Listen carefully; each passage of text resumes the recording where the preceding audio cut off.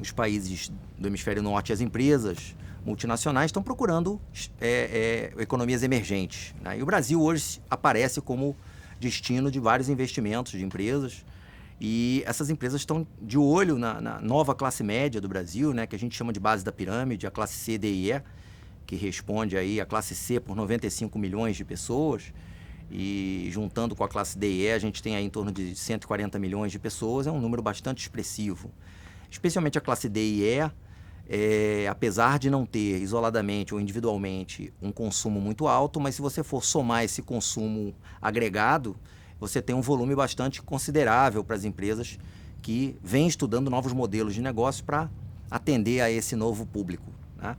Então, um fenômeno que chama atenção hoje no Rio de Janeiro especialmente são as UPPs, né? São o movimento de políticas públicas voltado para a pacificação das comunidades, das favelas, né, onde moram, só no Rio de Janeiro, 1,5 milhão de pessoas. As empresas, durante pelo menos 30 anos, estiveram fora desses territórios por conta do crime organizado, do tráfico de drogas, que praticamente impedia as empresas de atuarem de maneira mais frequente, né, ou de uma forma comercial mais saudável. Então, agora, com essa nova política pública, há a possibilidade das empresas voltarem a esses territórios, né? Então, há pelo menos 3 grandes oportunidades que podem ser vislumbradas pelas empresas, né?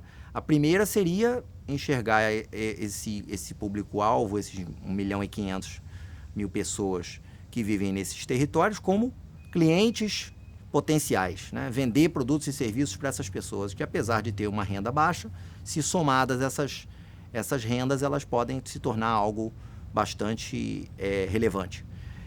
Uma segunda oportunidade que as empresas têm é a oportunidade de reduzir seus custos de produção da cadeia produtiva, contratando micro e pequenas empresas que se encontram presentes dentro desse território, desses territórios também de comunidades e de favelas, que muitas vezes são invisíveis à economia formal, porque estão num território ou numa geografia que não é muito amigável para as empresas, né? Então, agora, com essa possibilidade de acesso, as empresas podem passar a contratar essas empresas a um custo mais baixo. E uma terceira oportunidade é a oportunidade de mão de obra, de contratação de mão de obra dessas comunidades e favelas, onde há um número grande de pessoas que estão disponíveis hoje, mas não têm qualificação.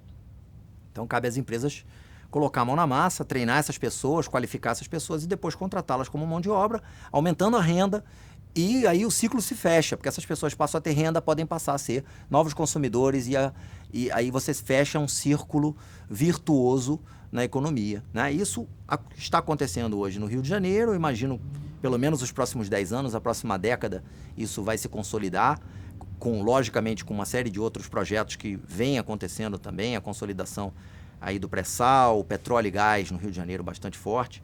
E não só no Rio de Janeiro, mas essa questão da nova classe média ou das classes de base da pirâmide, hoje são um exemplo para vários outros estados do Brasil, né? A Bahia, Salvador e São Paulo também são estados que têm um número grande de comunidades de baixa renda, vêm estudando esse modelo para ser aplicado também. Alguns países da África, Angola e outros países mundo afora vêm estudando essa experiência que está sendo implantada no Rio de Janeiro, com o intuito de também